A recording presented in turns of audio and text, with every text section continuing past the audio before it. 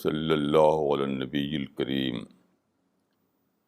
رب اشرح لی صدری ویسر لی امری واحلل عقدۃ من لسانی یفقہوا قولی. آج کی بات کا سبجیکٹ ہے صبر و تحمل. صبر و تحمل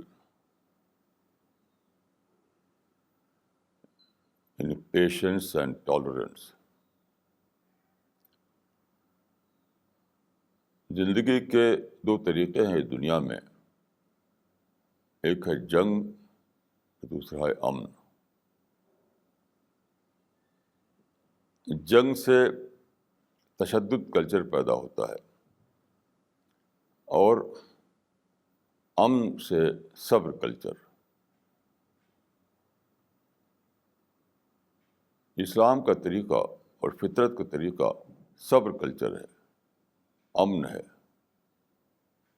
جنگ اور تشدد نہ فطرت میں ہے اور نہ اسلام میں. آپ دیکھیے وسیع کائنات میں، یعنی جو اسپیس ہے،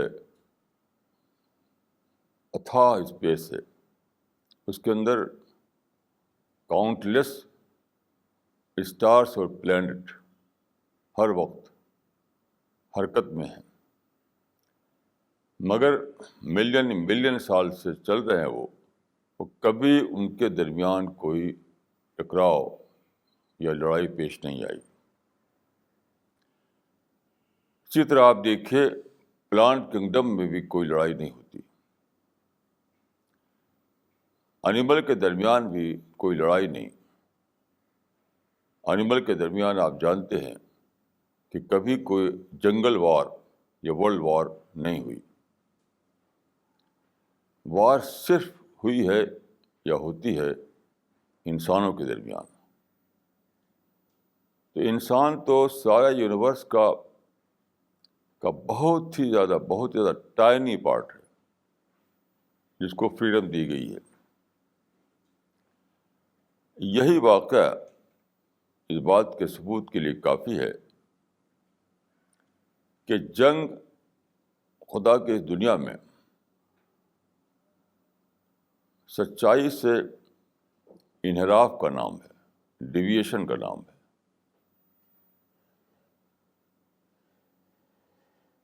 سچائی چاہتی ہے امن، لیکن جب سچائی سے انحراف کر دیا جائے تبھی تشدد اور جنگ پیش آتا ہے. لیکن انسان کو چونکہ آزادی دی گئی ہے، آزادی کا مطلب یہ ہے کہ وہ اپنی آزادی کو مس یوز کرتا ہے، غلط استعمال کرتا ہے. تو جنگ اور تشدد یہ حقیقت میں آزادی کا غلط استعمال ہے، آزادی کا مس یوز ہے. وہ آزادی کا صحیح استعمال نہیں. جہاں تک میں جانتا ہوں، جہاں تک میں نے پڑھا ہے، تو تاریخ میں ہمیشہ جنگ اور تشدد جاری رہا ہے. عرب میں کہا جاتا تھا کہ الحرب و انفال الحرب، جنگ کی کاٹ جنگ ہے. لیکن شاید تاریخ میں پہلی بار ایک انسان پیدا ہوا جس نے جنگ کو ایک فلسفی بنایا. یہ تھا کارل مارکس. کارل مارکس نے جو فلسفی بنائی وہ بیس کرتی تھی ڈائلیکٹیکل مٹیریلزم پر. اس فلسفی سے یہ نکلا کہ سماجی اصلاح یا انسانی زندگی کی اصلاح جو ہے بغیر جنگ کے اور تشدد کا نہیں ہو سکتی.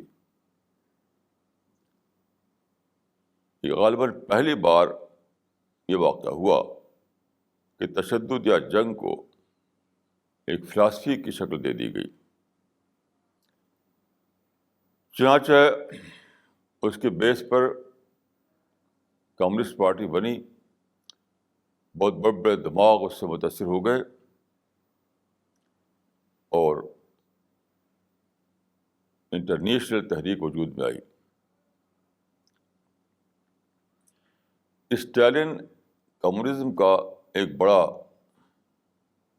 لیڈر تھا جو روس میں پیدا ہوا. تو اس نے اپنی ایک اسپیچ میں کہا تھا کہ ہم کو اپنے مشن میں کامیابی کے لیے 3 چیزوں کی ضرورت ہے: ہتھیار، ہتھیار، ہتھیار، اور آخر میں پھر ہتھیار.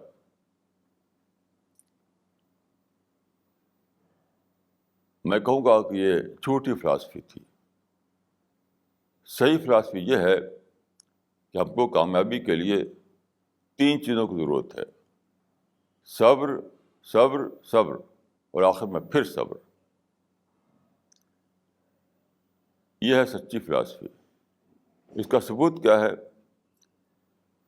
اس کا نیئرسٹ ثبوت یہ ہے کہ تشدد کی فلاسفی پر رشیا میں انقلاب آیا. 1917 1917 میں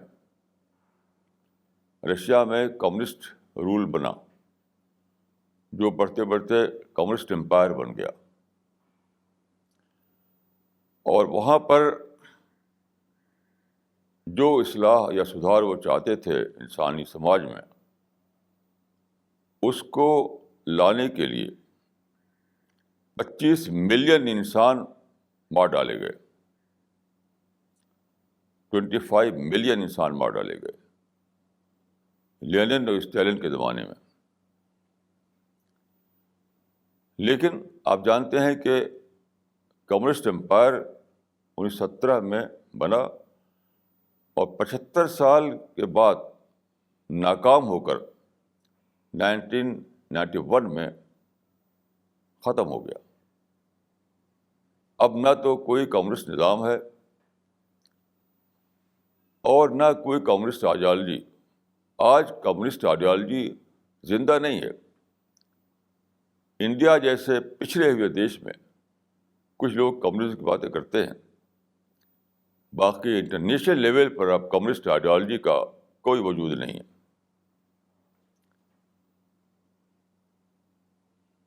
یہ ہے مارکس کی فلاسفی کا نتیجہ. بدقسمتی سے مسلمانوں میں بھی ایسے لوگ نکلے جو انہوں نے مارکس کی اس فلاسفی کو اسلامائز کیا اس زمانے میں. انہوں نے کہا کہ اسلام کے نظام کو قائم کرنے کے لیے ہم جنگ تک جائیں گے. انہوں نے کہا کہ مومن کو آخرکار ہتھیار اٹھانا پڑتا ہے تاکہ باطل کی طاقتوں کو توڑ دے، اسلام کے نظام کو قائم کر دے. اس فلاسفی میں 50 سال بیت گئے، 50 سال زیادہ، لیکن سوائے تباہی کے کچھ بھی نہیں ملا. تو یہ بالکل لغو باتیں ہیں. لغویت کی حد تک یہ میننگ لیس ہے. یہ بات ہے. حقیقت یہ ہے کہ زندگی کا نظام امن پر قائم ہے. Peace is the basis of civilization and not war and violence. اب میں آپ کو عرض کروں گا کہ صبر و تحمل یا پیس کلچر کے 2 لیول ہیں، ایک انڈیویجول اور ایک نیشنل. دونوں سطحوں پر یہی ایک قابل عمل فارمولہ ہے. چاہے فرد کی کامیابی ہو یا پورے نیشن کی کامیابی ہو، ہر جگہ یہی ایک فارمولہ ہے جو ورکیبل ہے، جو پریکٹیکل ہے۔ دوسرے تمام فارمولے بالکل تباہی کے فارمولے ہیں۔ میں آپ کو دو واقعے کی طرف لے جاؤں گا۔ پہلے ایک انفرادی واقعہ اور دوسرے نیشنل واقعہ۔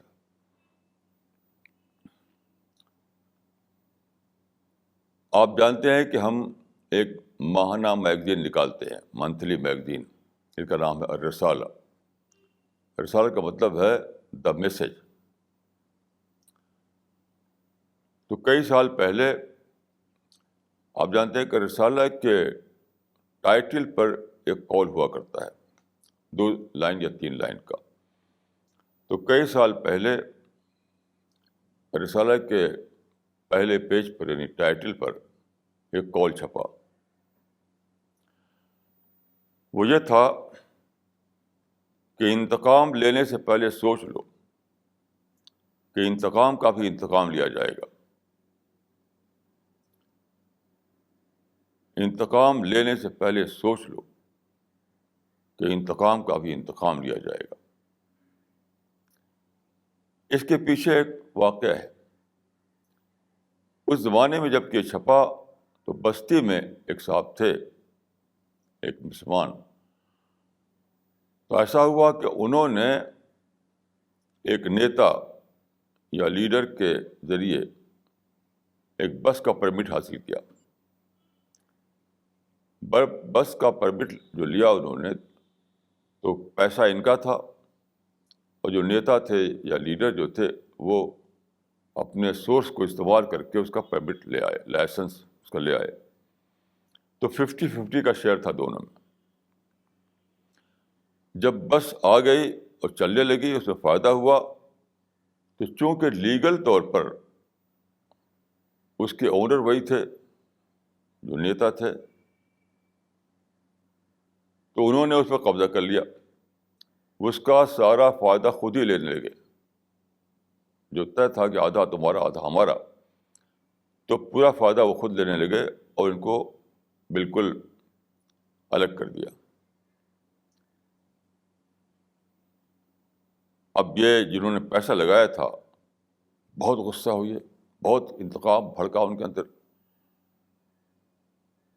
انہوں نے یہ طے کر لیا کہ مجھے اس آدمی کو مار ڈالنا ہے، اس نیتا کو مجھے جان سے مار ڈالنا ہے، کیونکہ آگ بھڑک رہی تھی ان کے اندر کہ پیسہ میں نے لگایا اور یہ فری میں قبضہ کر کے بیٹھا ہوا ہے، مجھے اس کا فائدہ دیتا نہیں۔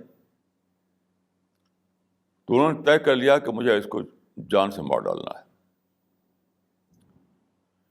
اچھا، جب یہ اس انتقام کی آگ میں تھے، اسی زمانے میں رسالے میں وہ چھپا، وہی زمانے میں اتفاق سے وہ پرچہ انہیں مل گیا، جس میں یہ لکھا ہوا تھا کہ انتقام لینے سے پہلے سوچ لو کہ انتقام کا بھی انتقام لیا جائے گا۔ اب یہ ان کو پڑھ کر کے ٹھٹک گئے وہ، کیونکہ یہ نئے قسم کی بات تھی جو نہ انہوں نے سنی تھی نہ کہیں پڑھی تھی۔ آس پاس کی دنیا میں کبھی ان سے یہ نہیں بتایا گیا تھا ان کو، نہ خود سوچ پائے تھے وہ۔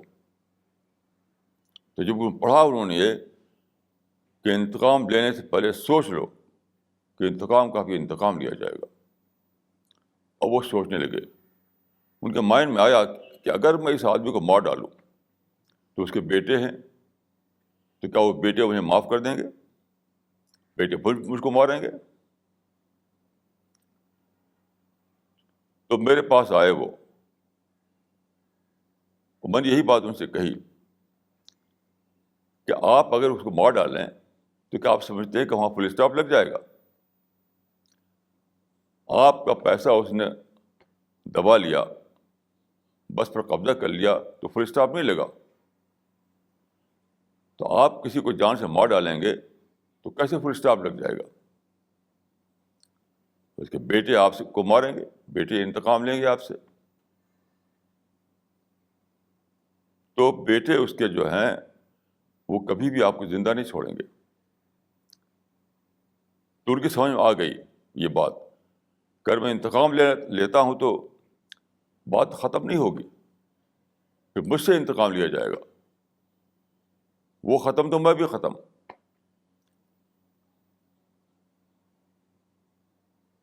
یعنی کہانی جو ہے اس کی بھی ختم تو میری بھی کہانی ختم.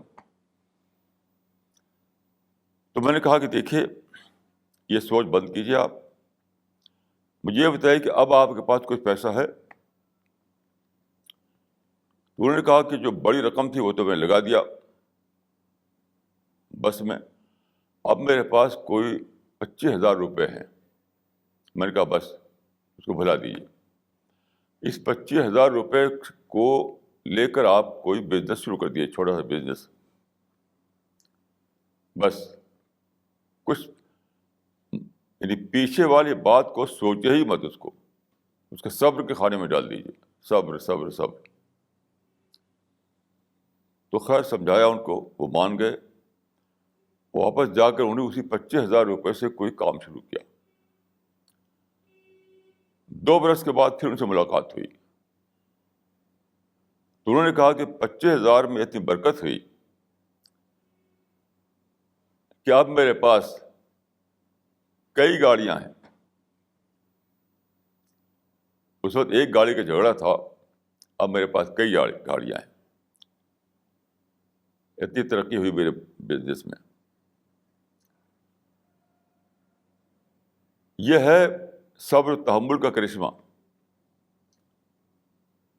اگر وہ صبر و تحمل نہ کرتے، وہ جنگ کے راستے پر جاتے تو وہی ہوتا کہ یہ مارتے اس آدمی کو، اس آدمی کے بیٹے ان کو مارتے، بس خون، فساد، تشدد یہی حصے میں آتا، فائدہ کچھ بھی نہیں ملتا. یہ ہے فرد کی مثال. اب آپ نیشن کی مثال لیجیے. آپ کو پتہ ہے کہ جاپان جو ہے سیکنڈ ورلڈ وار سے پہلے ایک لڑاکو قوم تھا. جاپان میں ایک لڑاکو قوم رہتی تھی، لڑنے کا مزہ ہے، تشدد کی فلسفی تھی ان کی. وہ سمجھتے تھے کہ ہم دنیا میں سب سے اونچے ہیں، ہم کو حق ہے کہ ہم رول کریں دنیا کے اوپر. اپنے کو وہ جیسے مسلمان سمجھتے ہیں خیر امت، تو یہ مسلمانوں کی بات نہیں ہے، سب اپنے کو خیر قوم سمجھتے ہیں. جرمن سمجھتے تھے اپنے کو خیر قوم، جاپانی سمجھتے اپنے کو خیر قوم، انگریز سمجھتے تھے اپنے کو خیر قوم، آج کل امریکہ سمجھتا اپنے کو خیر قوم. یہ نظریہ شیطانی نظریہ ہے، شیطانی، چاہے مسلمان اس کو کرے یا دوسرے لوگ کریں. کوئی نہ خیر ہے نہ شر، ہر آدمی خدا کا بندہ ہے. یہ جو نظریہ آج کل چلا ہوا ہے یہ جھوٹا نظریہ ہے. کوئی خیر قوم نہیں، سب خدا کے بندے ہیں. تو بہرحال جاپان جو ہے اس کے جنون کے تحت حد تک یہ نظریہ تھا ان کے اندر. لڑ گئے وہ ہٹلر سے مل کر کے، ہٹلر اور مسولینی سے مل کر جاپان شامل ہوگا سیکنڈ ورلڈ وار میں. لیکن کیا ہوا، امریکہ نے ایٹم بم گرا دیا جاپان کے اوپر، اور ان کے جو شہر تھے بڑے بڑے ہیروشیما اور ناگاسکی وہ تباہ ہو گئے. یہ واقعہ ہوا 1945 میں، 1945 میں. اب جاپان ایک تباہ ملک تھا، اور امریکہ نے نہ صرف ان کو بم گرایا ان کے اوپر، بلکہ ان کا بہت بڑا جزیرہ تھا اوکیناوا، اس کو قبضہ کر لیا. امریکہ کی فوجیں وہاں رہنے لگی. یعنی جاپان کے اندر ایک بڑا جزیرہ اوکیناوا جو ہے وہ امریکہ کا کالونی بن گیا وہ. لیکن دیکھیے کچھ لوگ وہ ہوتے ہیں جو غلطی کرنے کے بعد پلٹتے نہیں، غلطی کرنے کے بعد اسی میں چلے آتے ہیں. کچھ لوگ ایسے ہوتے ہیں کہ سیکنڈ تھاٹ آتا ہے، ری اسسمنٹ کرتے ہیں پھر سے سوچتے ہیں. تو جاپان میں ہیروہیٹو تھا ان کا رولر، بہت ہی پڑھا لکھا آدمی تھا، اور بھی کئی لوگ تھے. تو انہوں نے ری اسیس کیا ساری باتوں کو. انہوں نے کہا کہ اگر اب تک ہم کو تشدد سے نہیں کچھ ملا تو آگے کیسے مل جائے گا؟ کیا یہ رزلٹ کافی نہیں ہے ہمیں سوچنے کے لیے؟ یعنی سیکنڈ ورلڈ وار تک ہم نے تشدد کیا، بہت زبردست تشدد کیا. یعنی ایٹم اپنے باڈی پہ بم باندھ کر کے وہ امریکہ کے جنگی جہازوں کی چمنی میں کود پڑتے تھے، جو آج کل مسلمان کر رہے ہیں، اپنے کو تباہ کر رہے ہیں. خود کچھ بمبائی جو کرتے ہیں مسلمان آج کل، وہ تباہی ہے، تباہی ہے، تباہی ہے، ایک فعل حرام ہے. تو ان سے پہلے یہ کام کر چکے تھے جاپان والے. پورا پرل ہاربر کو تباہ کر دیا تھا اسی طریقے سے انہوں نے، جو امریکہ کا بحری بیڑا وہاں رہا کرتا تھا پرل ہاربر میں. تو انہوں نے کیا کیا جاپانیوں نے، اس کو کہتے ہیں ہیراکری اس کو کہتے تھے وہ، سوسائڈ بامبنگ کو. اپنے باڈی سے بم باندھا انہوں نے، اور اوپر سے پیراشوٹ باندھ کر کے جہاز سے فضا میں پہنچے. پھر پیراشوٹ باندھ کر کے اپنے آپ کو اس کی چمنی میں گرا دیا. امریکی بحری جہاز کی چمنی میں گرا دیا اپنے اندر، اور دھڑا دھماکہ ہوا، پرل ہاربر تباہ ہو گیا. تو بہت سے جاپانی اس طرح سے خودکش بمباری کر کے امریکہ کے نیول بیس کو جو پرل ہاربر میں تھا اسے تباہ کر دیا. لیکن امریکہ جب ایٹم بم گرا دیا تو ظاہر ہے کہ پھر ان کی ساری بہادری ختم ہو گئی، کوئی بہادری ان کے کام نہیں آئی ان کے. تو انہوں نے سوچا کہ ہم نے اتنا زیادہ کیا تشدد کا طریقہ، اور کچھ نہیں ملا ہم کو سوائے تباہی کے. تو اب ہم اس کو ریپیٹ نہیں کریں گے،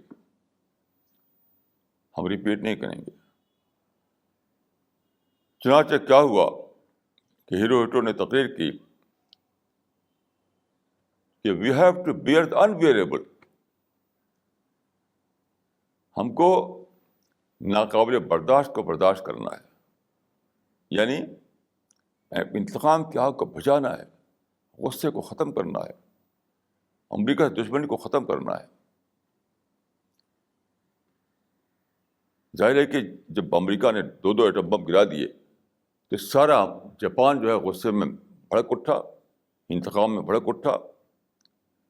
یعنی ایک بس کے بارے معاملے میں ایک آدمی بھڑک اٹھا بستی کا، یہاں تو پورے ملک کا مسئلہ تھا.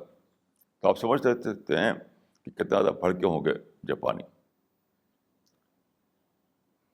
تو انہوں نے لیکن سوچا عقل مند آدمی کی طرح کہ ماضی سے سبق لو.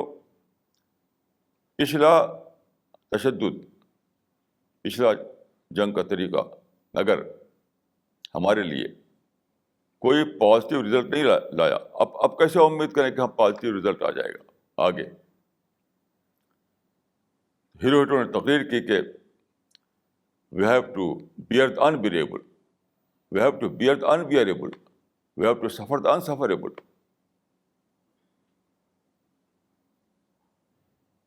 تو کس لیے؟ جاپانی قوم کو پھر سے امن کی بنیادوں پر تیار کرنے کے لیے. انہوں نے سوچا کہ امریکیوں کی سائنس ہم سے بڑھی ہوئی ہے، امریکیوں کا ایجوکیشن میں آگے ہیں وہ لوگ، امریکی جو ہے آرگنائزیشن ہم سے آگے ہیں وہ لوگ. یعنی امریکہ جو کر پایا اس لیے کر پایا کہ وہ ان سے آگے تھا سائنٹیفک ایجوکیشن میں، اس لیے کر پایا وہ. تو انہوں نے طے کیا کہ ہم ایک طرفہ طور پر ختم کر دیں گے نفرت کو، اور 30 سال کا 30 ایئرس کا ایجوکیشنل پلان بنا جاپان میں. 30 سال تک امریکیوں کو برداشت کر کے انہوں نے اپنی قوم کو پڑھایا، اور اس کے بعد جانتے ہیں کہ میریکل ہوا، میریکل۔ تاریخ میں پہلی بار ایسا ہوا ایک اکنامک سپر پاور وجود میں آیا، اس سے پہلے کبھی تاریخ میں ایسا نہیں ہوا تھا۔ پولیٹیکل پاور تو آپ جانتے تھے، آپ تاریخ میں پولیٹیکل سپر پاور تو بہت سے ہوئے ہیں، کبھی رومنس تھے، کبھی مسلمان تھے، کبھی برطانیہ تھا، امریکہ ہے، رشیا ہے۔ پولیٹیکل سپر پاور ہسٹری میں بار بار بنے ہیں، لیکن اکنامک سپر پاور جو ہے پہلی بار جاپان نے بنایا۔ یہ تھا کس کا کرشمہ؟ صبر و تحمل کا کرشمہ، برداشت کا کرشمہ، جنگ نہ کرنے کا کرشمہ، امن کی طاقتوں کو استعمال کرنے کا کرشمہ۔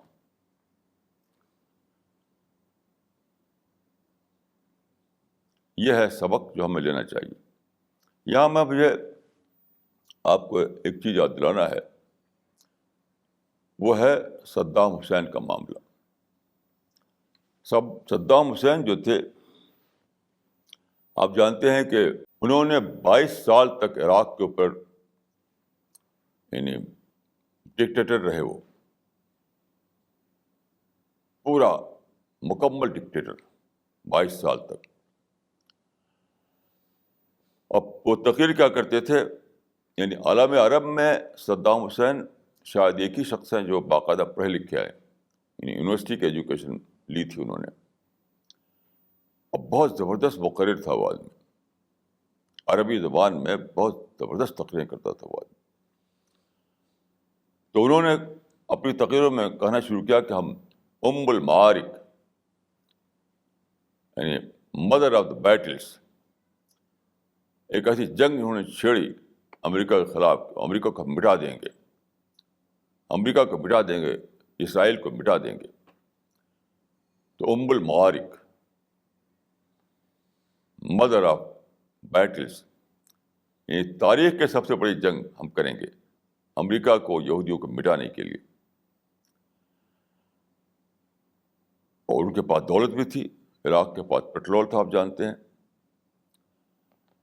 لیکن آپ جانتے ہیں کہ عراق میں ڈکٹیٹر ہونے کے باوجود، پیٹرول کے سارے ذخائر ہونے کے باوجود وہ ناکام ہوئے، وہ پکڑے گئے، اور آخر کار انہیں پھانسی دے دی گئی۔ آج صدام حسین موجود نہیں۔ عراق میں بہت ہی شاندار قسم کے محل بنائے تھے انہوں نے، جو ہارون رشید کے محل سے بھی شاندار تھے۔ ہارون رشید کے محل مشہور ہیں، اس سے بھی زیادہ شاندار محل بنایا صدام حسین نے عراق میں، 8۔ لیکن آج کہاں ہے صدام حسین؟ ختم ہو گئے۔ المعارک سے انہیں کچھ بھی نہیں ملا، جنگ سے اور تشدد سے کچھ بھی نہیں ملا۔ لیکن میں سمجھتا ہوں کہ ایک کام انہوں نے کیا، آخر وقت میں ان کی بات سمجھ میں آ گئی۔ آخر وقت میں ہٹلر کی سمجھ بھی بات آئی تھی۔ ہٹلر نے آخر وقت میں کہا تھا، جب کہ بنکر میں تھا اور سوسائڈ کیا تھا، اس نے سوسائڈ کر کے مرا تھا۔ تو آخر وقت میں ہٹلر یہ کہہ کر مرا تھا کہ جنگ سے کچھ ملنے والا نہیں، جنگ سے کچھ بھی نہیں ملے گا انسان کو۔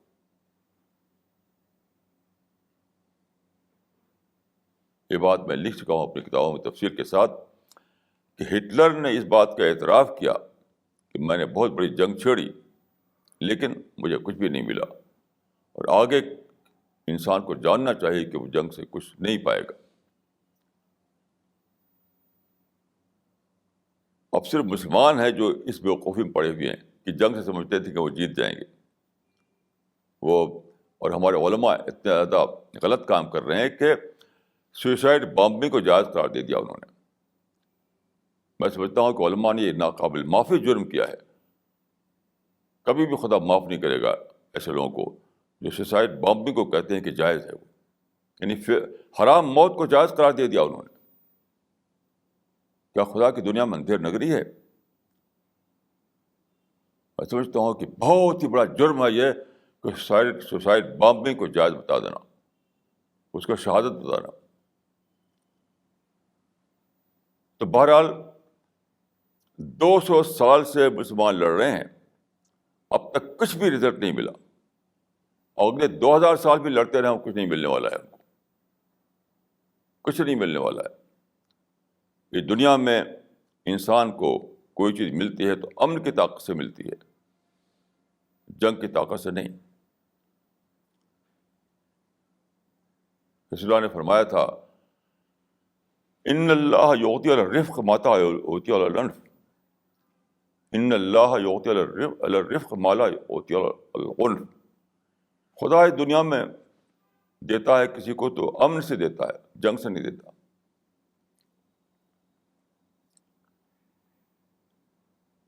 تو خیر، صدام حسین نے، میں سمجھتا ہوں کہ آخر میں ایک بہت بڑا کام کیا، یعنی پوری زندگی تو نہیں کوئی کام کیا پازیٹیو یا مثبت کام، زندگی میں تو ام المعارک کی بات کرتے رہے وہ۔ آخر میں انہوں نے یعنی جب پھانسی ہونے والی تھی ان کی آخر وقت میں بالکل، تو انہوں نے اپنی قوم کے نام، یعنی عربوں کے نام ایک پیغام دیا، ایک پیغام۔ وہ پیغام میرے پاس ہے، اس کا انٹرنیٹ میں جو انگلش ورژن آیا تھا وہ میرے پاس ہے۔ تو انہوں نے کہا تھا کہ میں اپنی قوم سے یعنی عربوں سے اپیل کرتا ہوں کہ ڈو ناٹ ہیٹ امریکنس، یعنی یہ اس کا عربک ورژن ہے، یہ اس کا انگلش ورژن ہے ان کے پیغام کا جو میرے پاس موجود ہے۔ Do not hate Americans because hate closes all the doors of mind, all the doors of thinking۔ آخر وقت میں یہ انہوں نے پیغام دیا کہ اے میری قوم کے لوگوں، امریکہ سے نفرت کو بند کرو،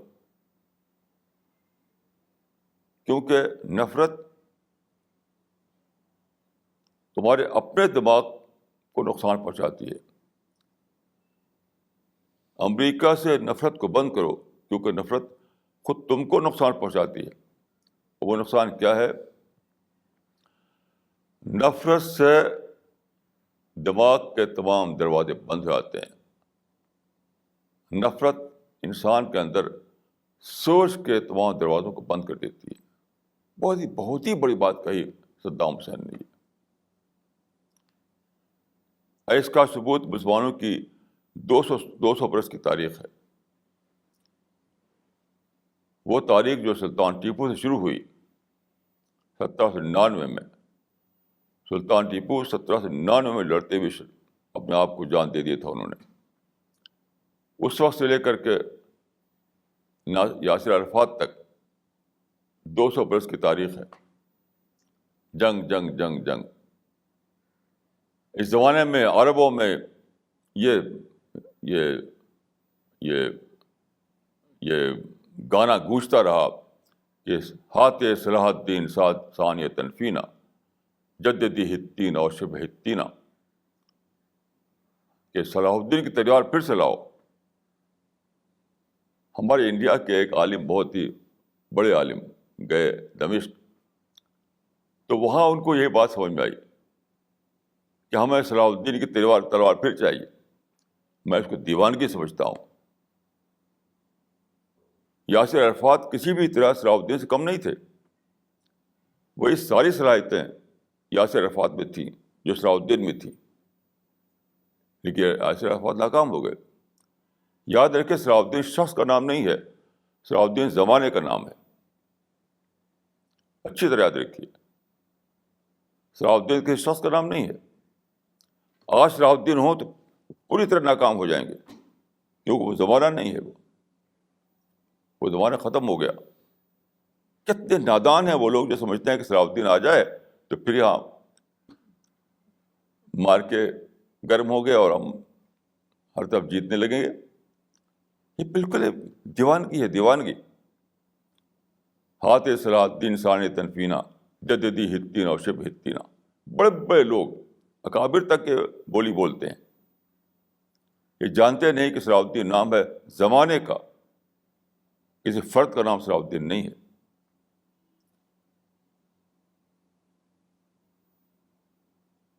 میں وہاں گیا فلسطین، تو وہاں کے لڑکے جو ہے یہ گانا گاتے تھے کہ وہ کیا ہے، وہ ہلما نقاتل ہلما نقاتل فإن القتال سبیل الرشاد. یہ عرب بچے گانا گاتے تھے، بڑوں نے بنا کر دیا تھا، بچے تو شاعر نہیں تھے. ان کے بڑوں نے یہ شعر بنا کر دیا تھا کہ گاؤ اور جنگ کی اسپرٹ جگاؤ. ہلما نقاتل ہلما نقاتل فإن القتال سبیل الرشاد. آؤ ہم جنگ کریں، آؤ ہم جنگ کریں، کیونکہ جنگ سے کامیابی ملتی ہے. کتنی بے اصل بات ہے، کتنی بے بنیاد بات ہے، کتنی بیس لیس بات ہے. کون دنیا میں جنگ سے کامیاب ہوا ہے؟ اس سے زیادہ بے معنی بات نہیں ہے. امن سے کامیاب ہوتے ہیں لوگ، جنگ سے نہیں. کبھی بھی کوئی بڑی ترقی کسی کو امن سے ملتی ہے، جنگ سے نہیں ملتی ہے.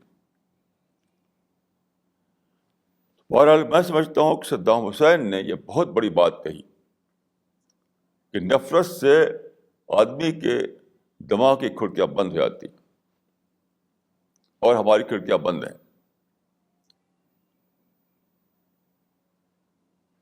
اس زمانے میں آپ مسلمانوں کے پرچے پڑھیں، ان کی تقریریں سنیں، اردو میں، عربی میں، انگریزی میں جو لوگ بول رہے ہیں، لکھ رہے ہیں، سب کا خلاصہ یہ ہوتا ہے: نفرت، نفرت، ہندو سے نفرت، اور عیسائی سے نفرت، یہودی سے نفرت، امریکہ سے نفرت.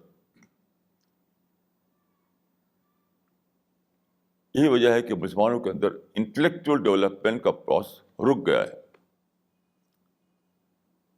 سب سے بڑا جو ڈینجر ہے مسلمانوں کے لیے وہ یہی ہے. ہمارے جتنے بھی لیڈر ہیں، جو بھی ہمارے جو بارش اور بیرش دونوں کے دونوں لیڈر، یا بیرش ہو بارش، وہ ڈینجر سمجھتے ہیں کسی تنظیم کو. کچھ نہیں، کوئی تنظیم ڈینجر نہیں ہمارے لیے. ڈینجر یہ ہے کہ ہم نفرت میں جینے لگے ہیں، اور نفرت کی وجہ سے ہمارے اندر انٹلیکچوئل پروسیس رک گیا ہے، انٹلیکچوئل ڈیولپمنٹ کا پروسیس رک گیا ہے.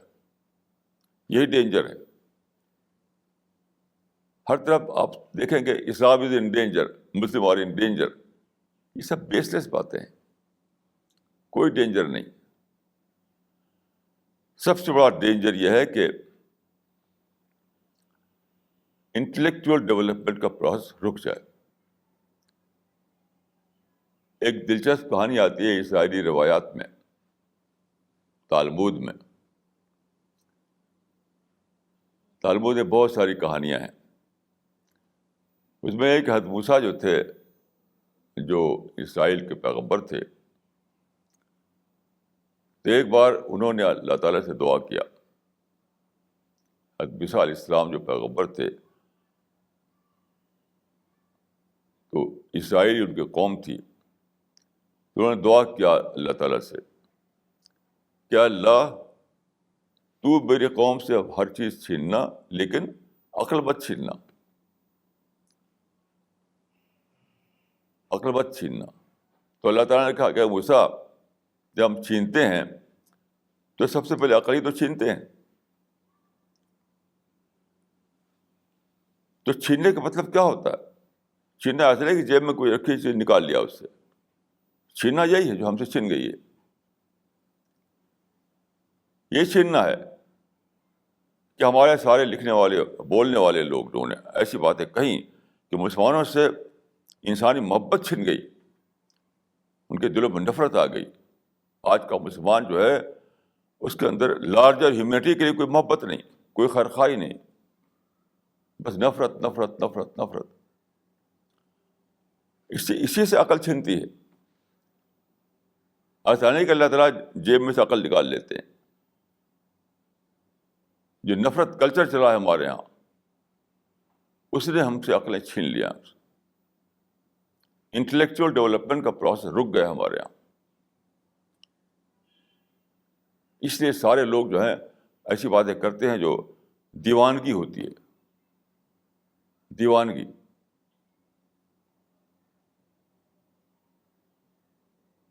تو میں سمجھتا ہوں کہ سب سے جو اسٹارٹنگ پوائنٹ ہے اس زمانے میں وہ یہ ہے کہ ہم نفرت کرنا چھوڑ دیں. وہ کتنا اچھا پیغام دیا صدام حسین نے کہ اے میرے قوم کے لوگوں تم نفرت کرنا چھوڑ دو. کیوں کہ نفرت سے تمہارے دماغ کی کھڑکیاں بند ہو جاتی ہیں. میں سمجھتا ہوں کہ پورے 200 برس میں اتنی بڑی بات کسی اور لیڈر نے نہیں کہی جو صدام حسین نے کہی ہے.